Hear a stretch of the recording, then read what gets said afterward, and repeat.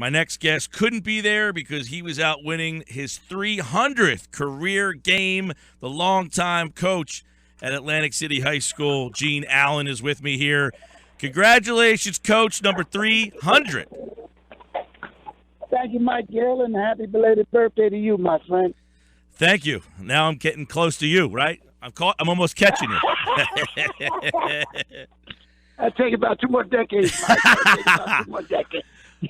So you win number 300 last night, and, the year's got to be flying by. When you started this journey, which was probably a surprise back then, could you imagine, first off, making it this long and then talking about 300 wins?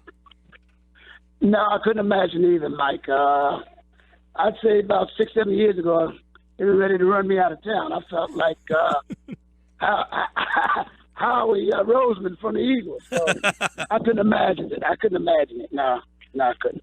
Well, you talk about a couple of years ago. It's funny because you've mentioned many times to me, when you coach Atlantic City, it's almost like you're coaching a professional team or a major college basketball team. Yeah, it is. I mean, the expectations are always high, not always realistic, but it definitely comes with some pressure. Yeah, I asked Tom Williams the other night, has Atlantic City ever had a losing season? He said he's gone all the way back through the records. He cannot find one. So you never want to be that first one that says that disappointing season. As you said, the expectations are always not just a winning season, an exceptional winning season. Yeah, Mike. I don't know.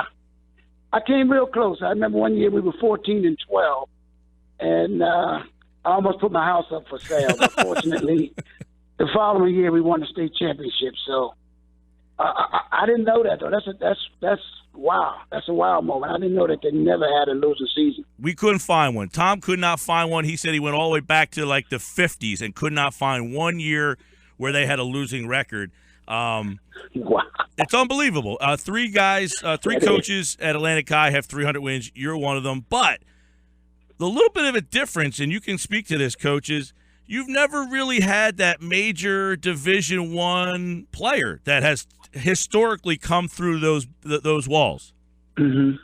No, that's true. I think what I've had was just a collection of really nice pieces, but I've never really had that signature guy. I guess the closest I could probably say to that was Frank Turner, but because he was an undersized guard, he wouldn't fit that description as much as in the past with all these superstar high school players that Atlantic City has had in its storied history. That's true. Many guys, Lou Rowe, Bobby Martin, guys who all played. Willie Glass, of course. I'll see him tonight. Guys who have made it through not only to major Division I, but to the draft. Mm-hmm. What are some of the key moments that you recall that you were like, wow, I'm not only am I coaching at Atlantic High, but I'm at a pretty high level. Like, were there a couple of those moments where, wow, I've exceeded even my own expectations? Yeah, I guess, Mike, the first one would be, honestly, is when I first had an opportunity to coach against people like Tommy Farraco and Paul Rodeo and guys like that. And then the next time is, since I've been here, I think we played against at least 5 or 6 guys who are currently in the NBA, including, Carl Towns and Kyle Anderson and guys like that. So, don't forget Wade Baldwin. Yeah. Yeah. You're right. I apologize. Because it's funny. We're laughing because Carl Anthony Towns and Wade Baldwin played on the same team, and you would say, it wasn't Towns that killed me, it was that damn Baldwin. That's true, Mike. He certainly did. Oh, man. Certainly did. Bring us back to your getting this job, because it was kind of unconventional, maybe not the most popular hire. Oh, it wasn't. It was some other candidates who were definitely had more varsity experience than I had, and I just felt very fortunate that I had given the opportunity. And in fact, the year before, I was a fan, and we lost to Highland in the last seconds of the game. And from that point on, I said, man, I really would like an opportunity to get to coach at Atlantic City. But I would tell anybody now, be careful what you ask for. I've got the privilege to call a lot of your bigger wins, being in a lot of the state championship games and seeing you in action. I think it's fair to say there are 2 Gene Allens. You know what, Mike? Would you please tell the public that there's 2 Gene Allens? I would greatly appreciate that. Because, I've seen them live and in person on both sides of the coin. The guy that's on the sideline, it looks like he just walked out of the Gap and then his shirt ripped out.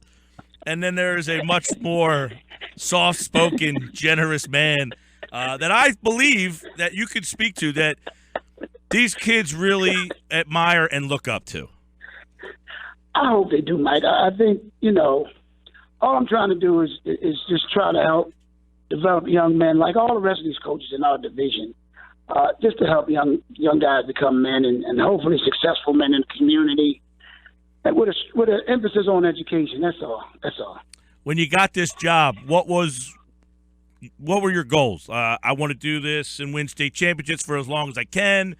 I want to do this and hope they don't run me out of town. Did you have a goal? Did you have a goal when you started this that has been eclipsed, or where's that? Yeah, I did, Mike. When I started the job, I definitely wanted to win it. I wanted to bring a state championship to the city, and I definitely was trying to avoid getting run out of town at the same time. So the fact that we've had a chance to go to 5 state titles, win 6 South jerseys, and 3 state championships, it far exceeded my expectation. Actually, I would have been happy with 1, but to get 3 and to go 5 times, really, I can't even find words for it, Mike. I love to talk, so it's been very special. He does, because my girlfriend said to me the other night, "Man, that Gene, he's a really nice guy."